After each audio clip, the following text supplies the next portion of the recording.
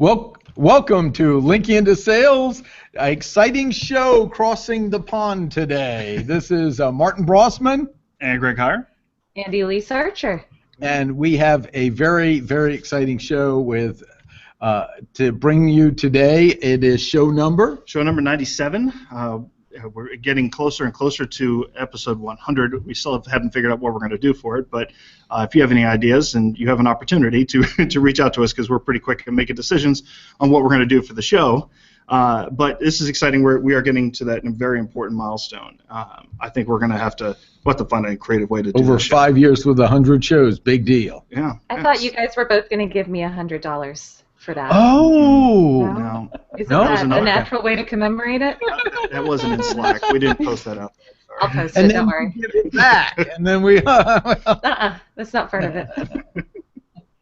So I guess let's get into some quick social selling apps that you might want to take a look at. Normally we'll start off with some social selling news, but there really hasn't been a whole lot going on. Microsoft and LinkedIn kind of took over the news for quite a while, and we still see stories come out about that. Matter of fact, Reid Hoffman, who is one of the co-founders of LinkedIn and on the board of LinkedIn, even after it went public, who is going to be making a buttload of money. Yes, I said that from this sale at somewhere in the ballpark of like $2 billion. He'll be able to pocket from that. So he was actually talking about on CNBC the reason why they decided to sell LinkedIn.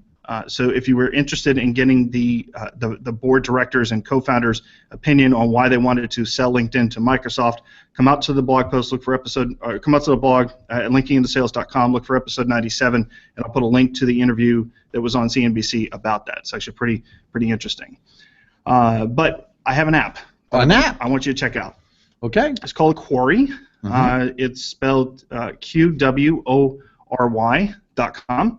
It is a search engine for finding businesses and their contact information.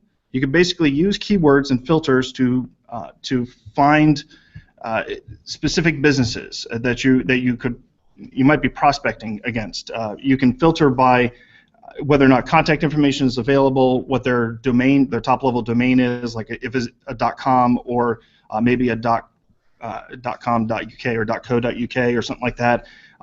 The size of the company, where it's located, you can actually get down to what country or what state is it in, if you're in the U.S. And then if they have any social network presence, like are they on Facebook? So just kind of give an example. If you are somebody who maybe is in reputation management, and you're doing digital marketing, and your focus is on reputation management, and you know that you have a number of businesses out there that have an issue with Yelp reviews, local businesses or even larger, more complex businesses. You can actually do a search that would help you find who might be in a specific industry that has Yelp, and be able to kind of break it down. So I did an example search. I'll show you what it kind of came up. Basically, I did a search for .coms in California that have an email address and a phone number available. They're on Facebook, and they have Yelp, and they're in the automotive industry. So I found actually 7 businesses that met my exact profile. Now, there are a number of other ways, but I think once you start to narrow down the results, you get very, very specific to your very specific targets. So basically what I can do now is with those results, I can actually export them into an Excel spreadsheet. I can add them to my Nimble CRM if I want to, right? Or your CRM of choice, and add them to my prospect list and start calling them and reaching out to them, especially with email addresses. But make sure you go back to previous episodes and our recommendations on how you should build out those email addresses. Please don't pitch on the first email. That kind of goes back to like my kid in baseball. We'll talk about that. Yeah, but don't swing at the first pitch. That's right. In baseball. But anyways, check it out. We'll put a link in the show notes. But it's Quory.com. They have a number of different account levels that you can sign up for that will give you access to more results. But you can have a free account to start off, and it'll give you I think it's 6 results per search, and then a certain number of contacts you can then export. So definitely worth checking out, QWORY.com. So Outstanding. And we want to mention our sponsor, which is NC State Technology Training Solutions. We are in one of the wonderful classrooms here with beautiful pictures on the wall as well. And you can get all types of professional training, from Excel training to learning how to get into professional photography to social media management that I teach with Karen Teedy, a 12-week program, to how to podcast, to, in fact, Google Docs. One of the social media graduates is teaching in the room right next to us, to our social selling with LinkedIn class that we offer here. So it's a large gambit, including in-person training, that they offer in the Triangle area. So check them out. And Greg, where can they learn more about our sponsor? Yeah, we'll actually redirect you right there. Just go to linkingintosales.com/NCSUTTS. That's NCSUTTS.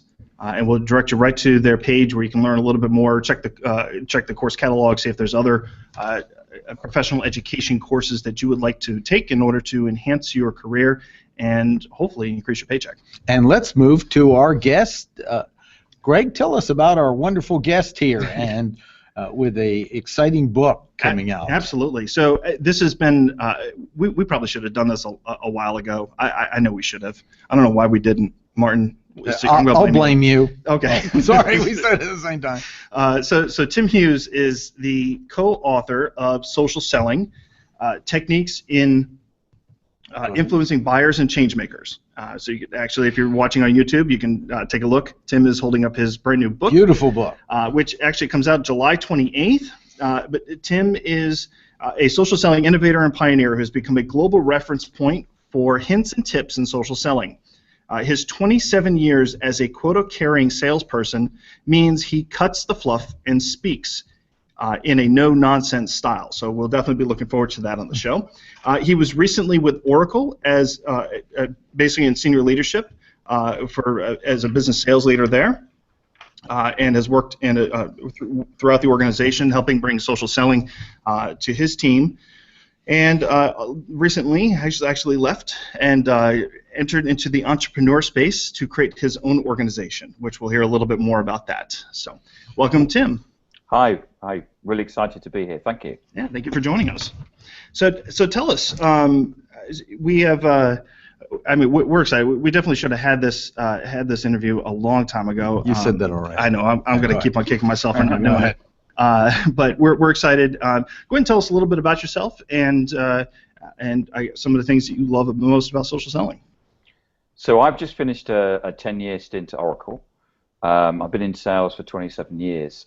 3 years ago, I was started being involved in a big sales transformation, which is where Oracle was moving away from people selling big deals on premise to basically selling a volume and velocity business when they're moving into the cloud. So we've moved the salespeople from doing 1 or 2 big deals to actually doing 5 or 6 cloud deals in a year.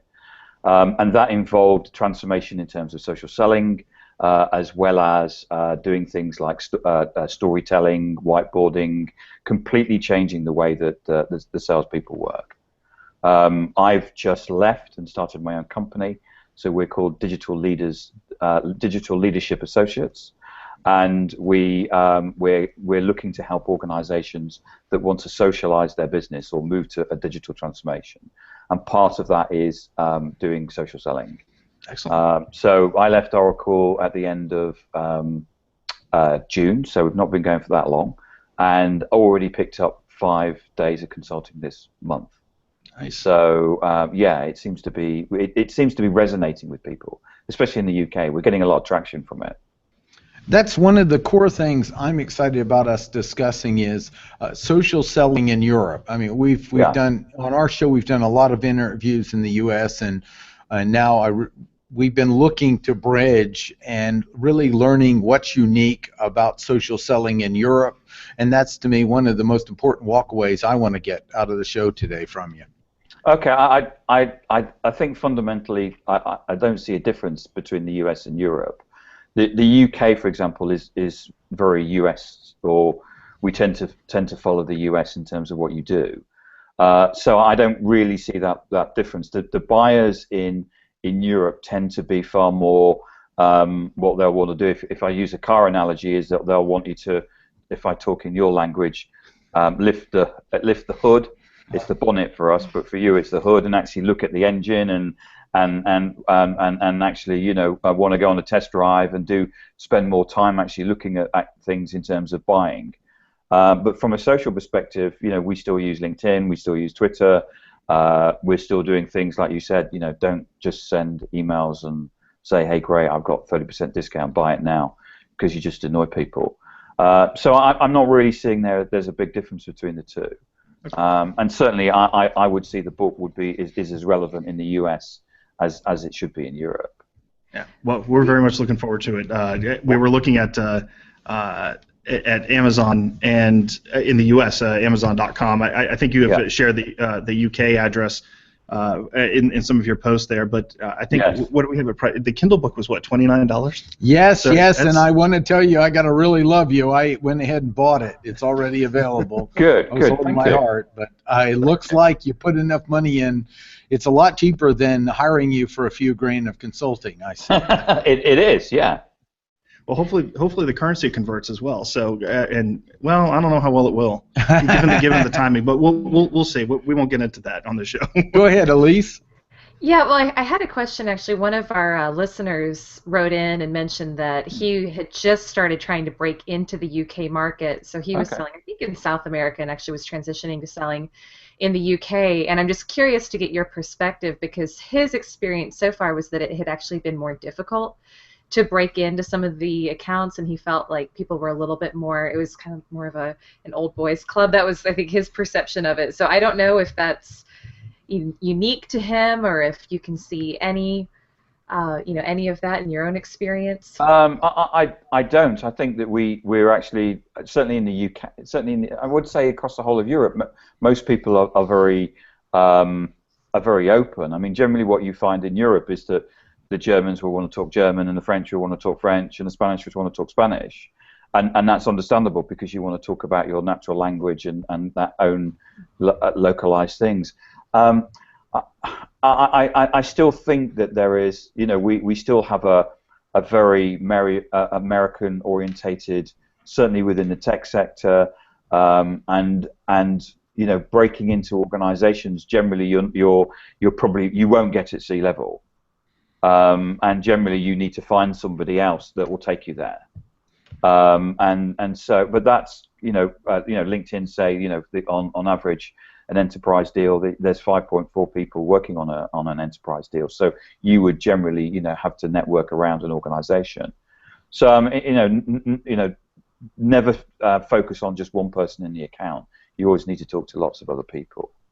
But I don't know. I mean, it would be useful to understand more the detail behind it. But sure, I think the same guy may have reached out to me too. So because he mentioned he was from. Well, that's good. He's talking to lots of people. Hey, he's definitely getting respect. Did he send you an email, or did you check your email? I think he messaged Martin too. I'm pretty sure he said he did all. No, he sent me one. Yeah, he was saying that he was from Brazil, but he was working in Belgium, and then but he was trying to sell Brazilian selling from Amsterdam or to the UK, and I guess he was having some what he maybe perceived as some cultural barriers that he had to get through. Wasn't really sure about that. Yeah, but if we, as you're probably aware from the news, we're actually very precious about that 20-mile strip of water between us and Europe. That's right. It's true. Very precious. Yeah. So, all right. Well, hey, let's as far as So with regards to the cultural differences, you don't see very many differences, and that's probably because there's, like you had mentioned in the tech sector, I would guess that maybe it's because I worked for an American tech company for 10 years. Maybe I'm too American now. You can tell by my accent, can't you? Yeah, it sounds like New Jersey to me. Oh boy. So let's talk about the book for a little bit, actually. Yeah. And so why did you write the book? So Matt, my co-author, and I were in a situation where we kind of felt there needed to be further discussion and narrative about social selling. We felt we'd got to the point where there wasn't really a lot of new stuff coming out about social. and a lot of people that we were seeing writing about social had gone back to write about normal, how to close deals and normal sort of sales process stuff. So we wanted to write something that really took the social selling discussion and viewpoint forward.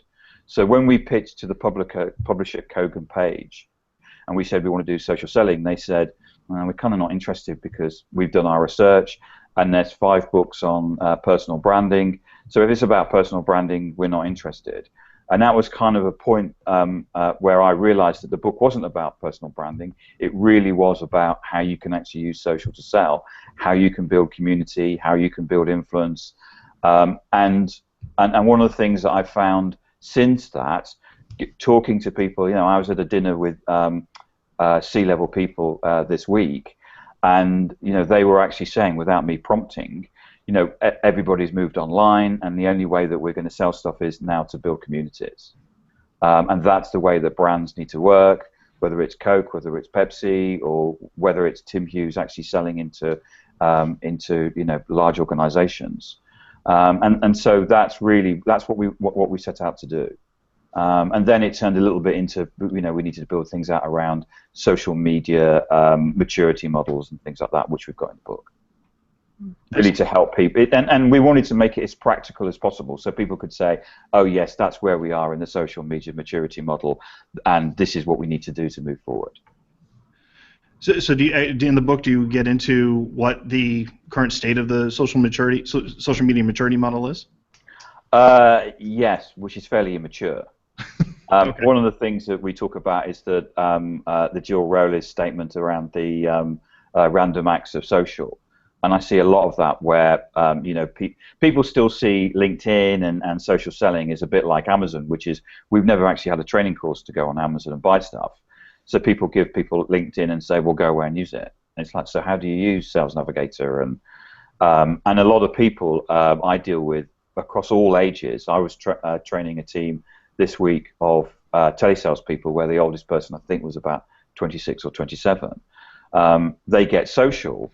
But they're actually scared to actually post stuff, and I've ended up doing training courses where you sit there and go, "This is how you send a tweet," and so actually trying to give people the knowledge of how to actually use it, both social and the business acumen, is actually quite difficult. Would you mention a little bit of the tiers of the evolution of maturing in social selling? I think that's quite interesting to, like what's the rudimentary or just very broad stroke? Yes. Generally, I've used terminology that hopefully people would actually understand, which is about when you start off. My view was that certainly I was out for dinner last night, and 80% of the people there seemed to think that social was for kids. Mm-hmm. And I mean, there was somebody asked the question, and they said it was actually hosted at LinkedIn in London, and they said someone asked the question. So can you give me the example of someone who's actually using social to actually sell? And it was very difficult for not the red mist to sort of come down on over my eyes and sort of saying people have been using social and making their number for for 2 years. We've been proving ROI on social selling for a long time now. So there are still people out there that still think that it's about taking photos of your dinner. And then I talk about the random acts of social, and then usually what happens is that organizations actually realize that there's this thing going on. And what they do is they actually try and control it. So they actually start. I've seen organisations that suddenly say, right, you can't do, you have to put things like, the opinions of my own, which is just rubbish because everybody knows it's your opinion, or if you're speaking for the company and you tweet something, and what you need to do is actually train people how to tweet and not tweet stupid things rather than actually try and control it. Or what they try and do is they actually start pulling in and centralizing all the social media, and then it becomes just a lot of organizations take 1950s broadcast marketing and decide that social media is the new channel to basically just broadcast bad content. So last night someone was complaining that the whole of their LinkedIn news feed was full of bad content, and they were blaming LinkedIn, and I was saying, well, actually it's not LinkedIn's fault, it's actually the brands for people for creating bad content. And we have a view that if people start unfollowing it, that what happens if you produce bad content, then it actually narrows down more and more and more and more what you're actually going to see. And then I actually talk about what organizations should be doing is actually when they understand that the genie is out the bottle, that they can't control it, is that they actually need to implement some sort of structured training program and train people how to tweet, or train people how to use social media, train people how to use their personal brands, and the fact that personal branding is actually a great thing rather than a bad thing. And then really it's about when you socialize an organization, next stage is that you'd be looking to actually trust or provide trust within an organization. And I think sometimes from a corporate perspective it can sound a bit hippie, but social is actually a way that you can transform an organization to be far more empowering for the people and sharing and using tools to actually share internally rather than email and things like that. So that's the way that we see the social media maturity model taking place. Well done. Does that make sense? No, that was excellent. Yeah. Good. We're very aligned with our own experience here. Good. Yeah, we've had a few discussions with folks too that have mentioned training as as one of the things that sales management has to absolutely consider. Yes. I think we've been hearing. So I'm glad that you've been that you included that in your book, because I know, if I remember correctly, back in 2008, when social was really picking up steam here, it just people getting on Facebook and getting on Twitter and LinkedIn and starting to build their audiences and their networks.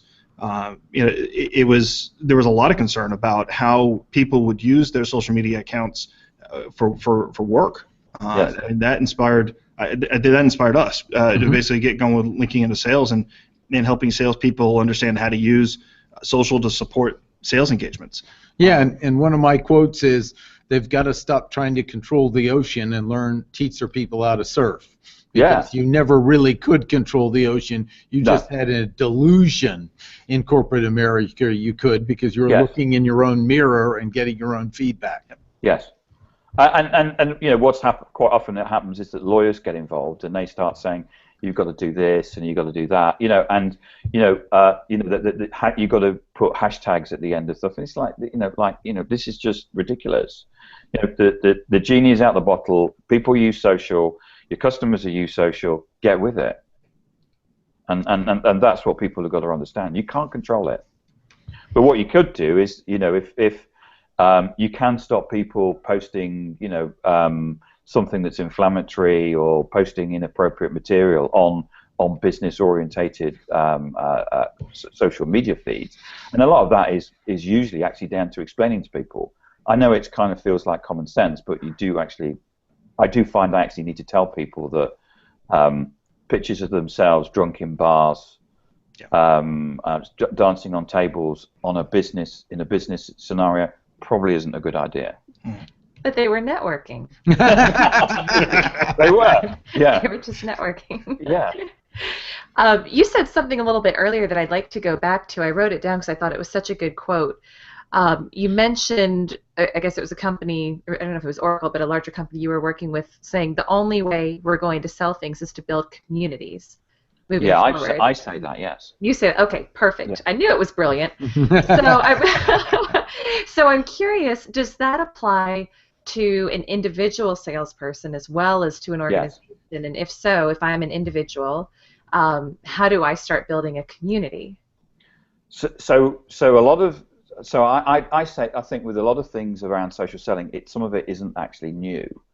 What I've always done from a sales perspective is that if you have a territory, then what you want to do is that if anyone's going to make a decision about what your product and service, you want to know about it. And there's ways that you can do that. One is that you normally ring people up, or others that there's ways that you're trying to get people to call you. If you go back to, what was it, probably the 1990s, or was it the 80s, I had one of these filofaxes and one of these Rolodexed things with the business cards in, and really that was my community. And what I'm able to do is I'm able to take all those things. So all of that Rolodex of all those business cards is now LinkedIn. And my little black book of all my contacts in all the different companies are now all on LinkedIn or on Twitter. And so what we see, there's a whole chapter about building community and influence. And this is one of the things that corporates are going to have difficulty trying to grapple with, is that salespeople now need to create communities. And just like I used to have people approaching me saying, Tim, I want to employ you because you've got this great Rolodex of business cards and all these contacts. Now what happens, people will say, I want to employ you because you've got this great community. And people will take those communities between jobs. And that's one of the things that organizations need to actually wake up to, is that it's not, that you've actually got a whole load of followers, and that actually has a benefit to the company. So in terms of community, so one of the things that we talk about in the book is the way that people buy has changed. And dogs love this. Sorry. Dogs really love my book as well. That was great. Good Haley's job. really excited. I'm going to mute myself. If you got a dog, buy them my book. I want to get some pictures, not any of the dogs, Sorry, guys. I'm going to mute. Mm-hmm. Go ahead. Google did put out some research in November 2014 from their people researching on Google, and their view was that big organizations at the high level don't understand social and digital. And what they've done is that they've actually delegated it to a whole bunch of people who they say are between the age of 28 and 35. And those people understand social, but they also have business acumen. Now, I know we all talk that we always say that we sell at C-level, but generally what happens is that those people at C-level are delegating the decision-making to this set of individuals within the organization. Now, what happened and what the change that took place in society was that those people were in the age of text messaging. So in the UK, the way that things happened was that we were very hierarchical, and when I was at school, you had the teacher generally was on a platform, sat on a platform. You would be in a queue and you would be standing there, and there was very much a hierarchy in terms of the teacher and the pupils. Now what we find is that there is that group of individuals, if they didn't understand something, a maths or a physics question, they could actually text their maths teacher and say, I don't know this. And actually what they learned was that they actually could go out to their networks and ask questions. And that's what we're finding more and more now, is that the buyer is actually able to go out and ask questions. The reason why you need to be on a social network is you need to be there as a salesperson when people start asking those questions. And what you need to do is that and I always explain to people that for every piece of what I call inbound that you get, you're not having to make an outbound telephone call. And the key thing that we talk about in the book around personal branding is it's all very well having a LinkedIn account and having a buyer-centric profile and all of the things that people have been talking about. If you're not getting inbound on that, you're not doing it right. So you need to be getting people need to be going to your profiles and going, that's interesting. I'm gonna inquire further. And people and so that's so you need to be able to be found by people that are asking these questions. So I said, so there's a whole group of people that are using social networks to ask questions of their network, and if you're not being found, you're not doing it right. And we talk about that in the book. Now the key thing about community is that a community for us is where somebody basically recommends you. So, for example, and they make no financial gain. For example, when I moved house about a year ago, And the first thing I did was I asked the community here, do you know any cleaners? Do you know any window cleaners? Do you know any gardeners? And all kinds of things that people that, you know, who do odd jobs around the house. And we were recommended the people. And the people who recommended them made no financial gain. What social media provides to you is an ability to scale on a global basis. And it means that you can reach out to networks. I know people in Australia. I'm being, you know, interviewed here from people in the US.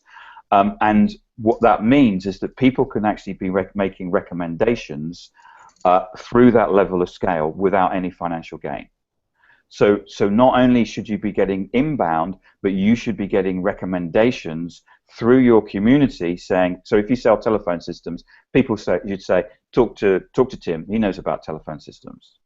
And so, and that's the difference, and that's how we see influence and community as being a way that salespeople can sell. Long answer, but do you understand? Do you get that?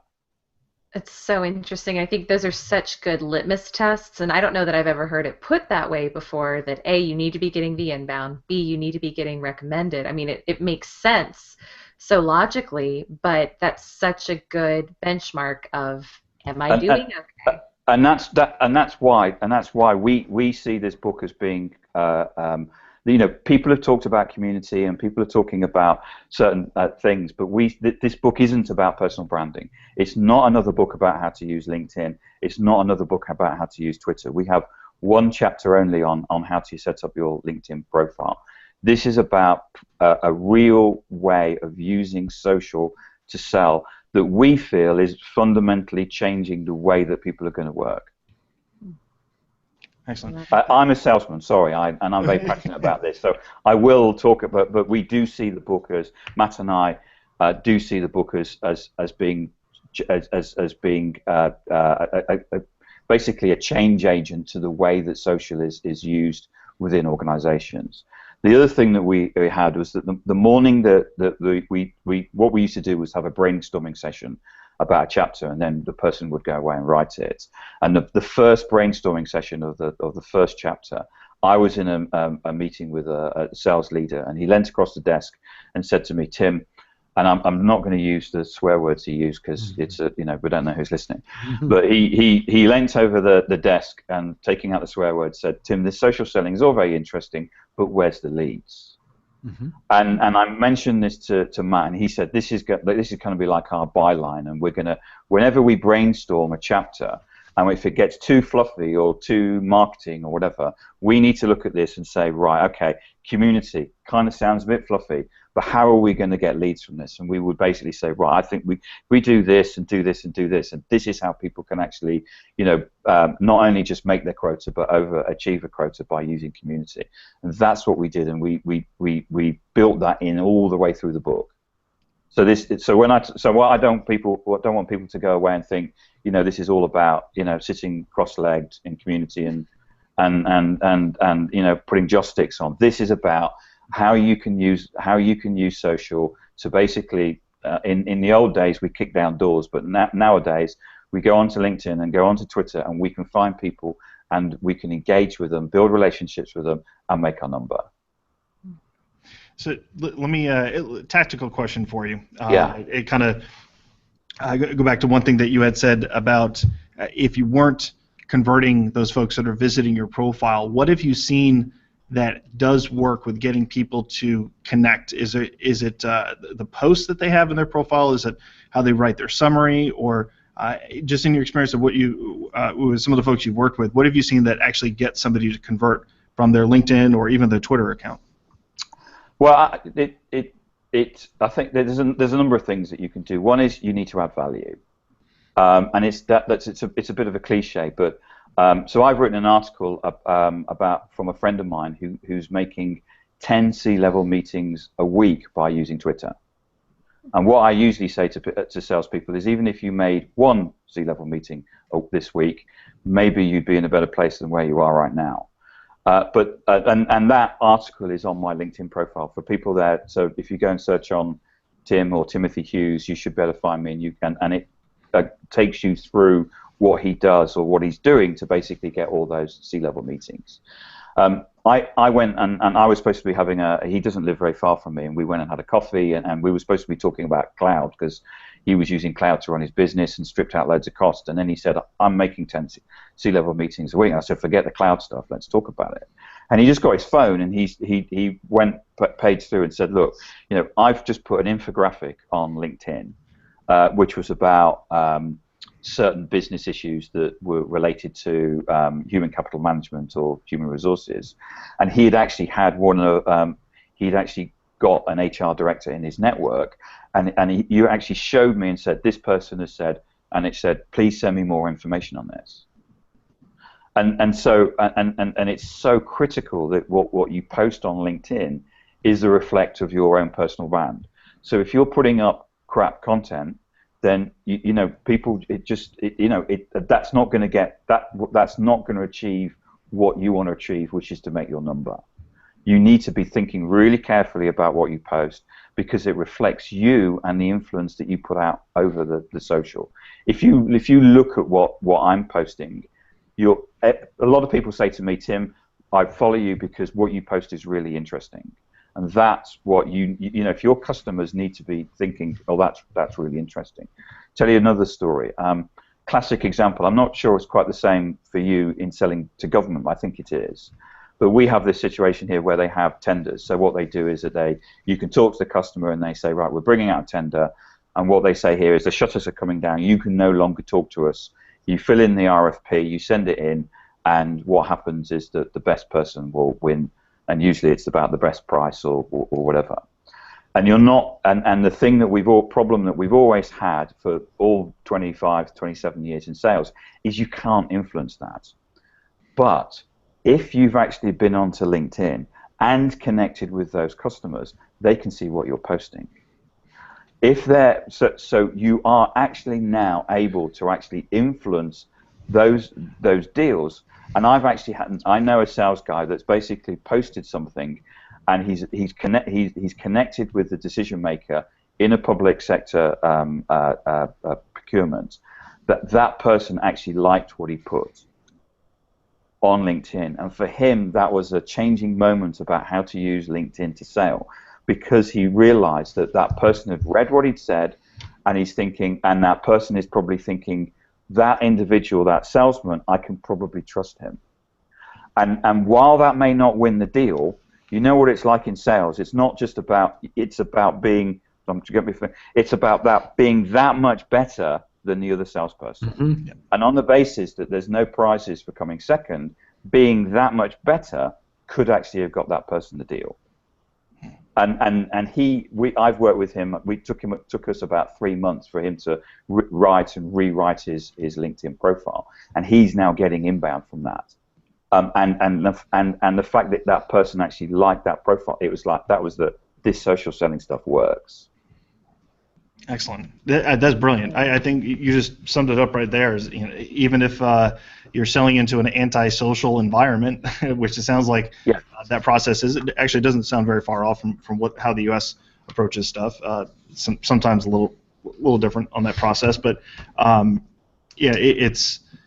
you're connecting and building relationships and using the social platforms to do that, and then your activities are visible, and so you got to make sure that those activities resonate how you want them to resonate where they are. So it's sort of like in the old world, if the gate comes down, but you could still be writing articles in the newspaper they read over coffee. Yes. You'll stay top of mind. I mean, that's to me an old world analogy of that. That's now more accessible than getting to be a guest publisher, guest contributor to your local paper they might read, which they probably aren't reading anymore anyway. Yeah, and even in today's society, people by people, and this is about getting you in front of people and then building relationship. And then what you need to do. My background has always been in new business. It's not account management. So for me, it was always about going in and seeing someone, and immediately within 10, 15, 20 minutes, building that trust. And the way that I usually describe it is that projects go wrong when you buy something. Something goes wrong, but what the person who's buying from you wants to feel is that when it goes wrong, when they phone you up, you're going to put it right. So, it's Saturday afternoon, you're at a barbecue, your phone rings, and the customer phones you, and they say, the system's gone down, can you help me? And you've got two choices. You can say, sorry, but the ribs are really tasty, thanks very much, and you put the phone down. Or you can say, I need to step back from this, and I need to go and sort that. And when people buy, that's the kind of the decision that they're making. And you need to be showing that you're trustworthy and authentic, not only in front of the customer, but also on social. And that's how you, and in a way you could say, well, that's influence. And having lots of relationships and building lots of relationships is the next stage of from having relationships. The next stage of that is having the community. And so when you get in front of the customer, immediately you've got the trust and you're being authentic. And again, it's that much different, and getting you in front of the other salesperson and winning, because we're about winning, aren't we? That's what sales is about. It's about winning. Yeah. All right, I'm motivated. Let's go sell. Yeah. Fun. All right, so let's shift around just a little bit. I think we're going to find a power cord, right? Okay. Yeah, you got it. So let's talk about, just for a second, you had mentioned in a chapter in your book about the Changemaker Method. Yes, I do, yeah. So what is, this sounds like it's a coined term, and it sounds like... So we on the back of the book, we've actually got hashtag Changemakers. Okay. This is, we see this as it's a how do I put this? It's a way that these people in organizations and the new buyers that are connected to social, we see them as change makers. So if you sell anything to an organization, the people have probably got it already. So if you're going to sell something to an organization, they're probably going to have to go through a certain amount of change to actually replace what they've got and implement what you're putting in. And we've all been through the process of, we've all got ROI models. Every single body's got one, and we've had them for 10 years. And when I started selling, it was always about you had to find a coach or an internal salesperson. And most people, find those. But that usually now isn't enough, because you need to find someone that's actually going to say, I'm gonna champion what you're selling, and I'm gonna make sure that that's gonna require change. And we go back to the 28 to 35-year-olds. Generally, what we're finding is that it's change makers can be that age. I'm 51, and I would actually class myself as a change maker, because all the way through my life, what I've wanted to do in every job I've done is actually make a difference. And what Adam, my co-founder, and I want to do with our new company is actually change the world, and that having that passion to do that we think is a great thing, and what you'll find is that the change makers generally will be like a 28 to 35-year-old, but they will be the people that will actually champion that. Now, we actually wrote the book, and then I went to read The Connected Customer, which was the second book to the Sales Challenger, and they actually have something in that book called the mobilizer, and they talk about different types of mobilizers and that. So we actually came up with it before, and then I actually started reading other books. And the thing about The Connected Customer, it's a really good book. I highly recommend it. But the difference between that and our book is that tells you it's a problem, whereas our book tells you that's a problem but says this is a solution to actually sort it, and this is what you need to do. But the change maker, and that's why we actually put the hashtag on it, we see change makers as being critical to the sales process. And everybody now, when you're having a sales review, not only are you going through what's the decision makers, what's the buying process, it's like, and who's going to affect the change. And actually going in and finding that person in the organization. And if you can't find it, you won't sell. Probably not. Gotcha. Okay, very good. Let me ask you something. Do you see, I'm a huge advocate of competition for LinkedIn to get them to be a little tighter in moving forward more aggressively. Yes. Do you see anything in Europe that's a prospect? Because I think one of the biggest things missing for LinkedIn, and I'm a big fan, been there since 2004, is they need some fierce competition showing up, so they tighten their game up quite a bit in usability and some other areas. Do you see anything on the horizon? I do, and I will mail you after this. there is a site that started up in London, which is for they're saying it's for millennials, but there again, Facebook was only going to be for people in universities, wasn't it? Unfortunately, the CEO wasn't able to make the dinner, but I'll dig it out and I'll actually send it to you so you can actually put it in the details for your.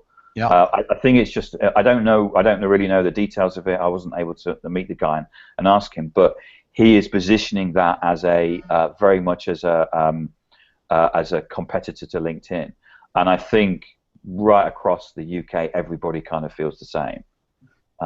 We're interested in see the way that the merger with Microsoft takes place, but yeah, it's it's clunky. It's Facebook is just head and shoulders above the way that you can have conversations with people and have proper where you can actually track the conversation. LinkedIn is falling behind. Well, it's the product of what happens with all of us if we don't have a good competition. I mean, Yes. we all get, I think competition shows up, my game improves. Yeah. I think it's healthy. I agree. Yeah. I'm going to ask Competition is healthy. a question on that is, if you were asked by Microsoft, now that we bought it, what do you recommend we implement on LinkedIn as a top priority? What would your answer be to them? I'd actually give them a 10-page report, I think, and send them an invoice afterwards. But I'll give you one for free, which is there's got to be an update to the user interface. Everybody, Instagram, Facebook, Twitter have all updated the user interface because social networks have evolved. And they've updated the user interface because people want to have conversations. It's not just about posting stuff anymore. You want to engage. Well, I want to engage with with people on social networks. So they've got to. It's so clunky looking. Well, I think, and they also, when they do that, they need to talk to the customers more, not just have their internal team do it. I'm concerned many of their decisions seem to be a product of what I used to call on IBM corporate inbreeding, where they seem to be just talking among themselves and not getting enough customer input on it. I'm going to add that. I volunteered to Twitter with Brian Franzo to be. And suggested to them they needed the customer advocacy program, where they actually had a group of people that they went and said, we're thinking of doing this. What do you think? And you go, oh no, don't do that. Or we go, well, haven't you thought about these 4 things? And I totally agree with you. They've got to get some sort of customer advocacy and get people. It's the only way that you do innovation nowadays, isn't it? You crowdsource it, don't you? Well, it's also the mistake in the U.S. of Windows 8, and then what did they do? They brought out Windows 10, and they started talking to the customer again. Yeah. And it almost sunk. It's an example of Microsoft has made this mistake several times in serious products outlets where they didn't get enough customer input. And I was a Microsoft person, and now I'm a complete Apple person. Yeah. Go ahead, Elyse. Oh, well, I had one final question. I'm so interested in the concept of influence and building influence as a salesperson. So if I'm just an individual salesperson and I am kind of starting from scratch on LinkedIn, I've got my profile, but I'm not getting it. Elyse, you're dropping off a second. Could you just repeat it? No, she's. I think she's. Influence. Can you repeat that? Sorry. Yeah, can you guys hear me? Oh, sorry. So I was just saying, if I'm an individual salesperson and maybe I've got my LinkedIn profile, but I'm not getting inbound requests, so I know I'm not killing it yet, but I want to start building influence. What is the first thing that I should either do or start considering in order to start that process of building influence? Well, you need to grow your network, so you need to connect with everybody that you know. And I go back to the adding value. You need to be. People need to understand and have a clear view in their mind. What are they going to be famous for? So I used to tweet about all kinds of things, and then I went on a blogging course, and they said, "So what are you going to be famous for?" And now I am sitting in the middle of a social selling rollout program. And I'm going, I've just been given a massive gift. I'm going to be famous for social selling, and that's what I decided to do. And so they needed to decide. And usually, you're going to be famous for what you sell. So, for example, I know someone who sells human capital management products. So he's famous for work-life balance because the two are kind of compatible. So you need to think about what is it that you're going to be famous for, and then what you're doing is that you're in effect creating you're in effect creating a magazine on LinkedIn about what it is that you're going to be famous for. And what you'll find is that if you do it carefully, people will actually start finding you, because people will actually start looking for things. The third thing that they can actually do is connect with influencers. So, for example, there's a guy who's just started out. He's been on Twitter, I don't know, 4 months. He's now got 1,500, 2,000 followers. He basically he contacted me and said, "Can I do a video of you?" Okay, so we met in a bar near the Tate Gallery in London. It was just a selfie stick with an Android phone, and we'd agreed the questions. And of course, he then puts out all the stuff about me through his network.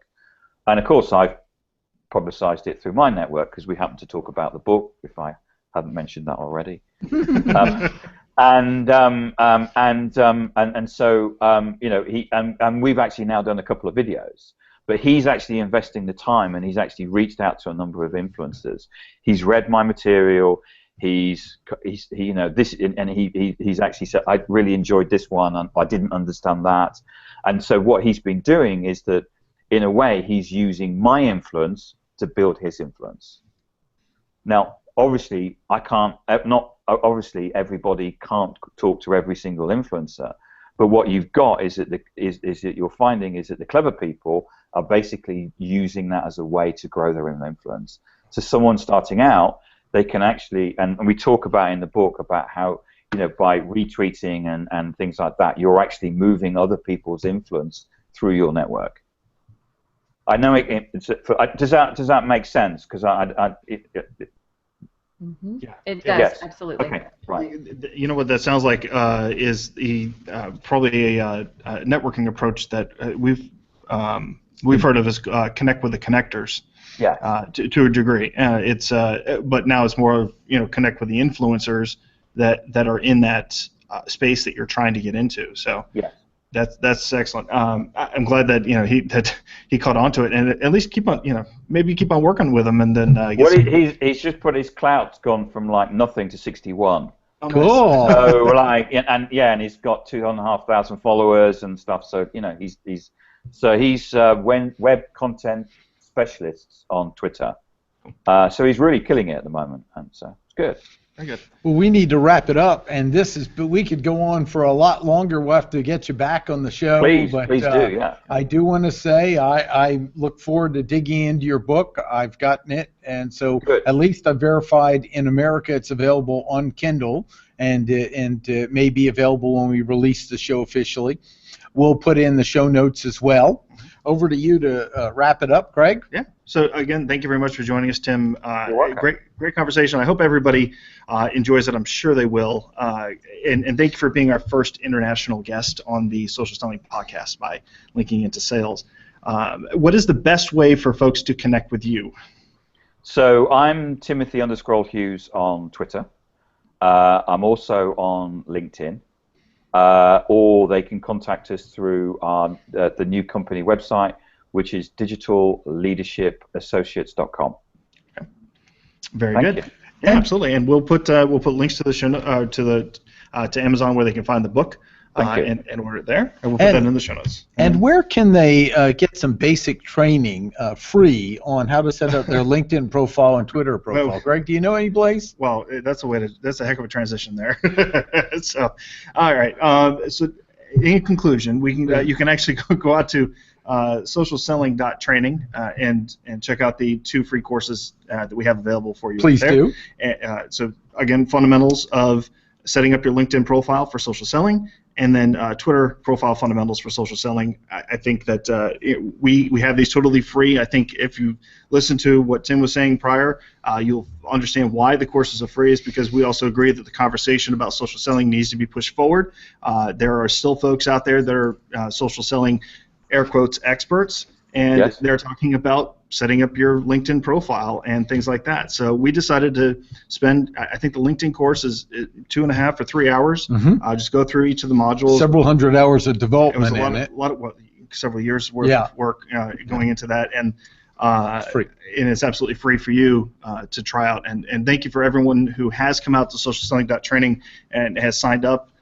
To Tim's point as well about community, salespeople need a community too. So as one of the hidden benefits that we don't talk about too often, we probably should now, is that you can actually connect with other students that are taking those courses. The socialselling.training site actually has a forum and community there. You can actually conversate with other students and get some of the practices that maybe they have applied that have worked for them specifically. That may not work for others, but definitely work for them, and it could inspire you to try new things out with social selling.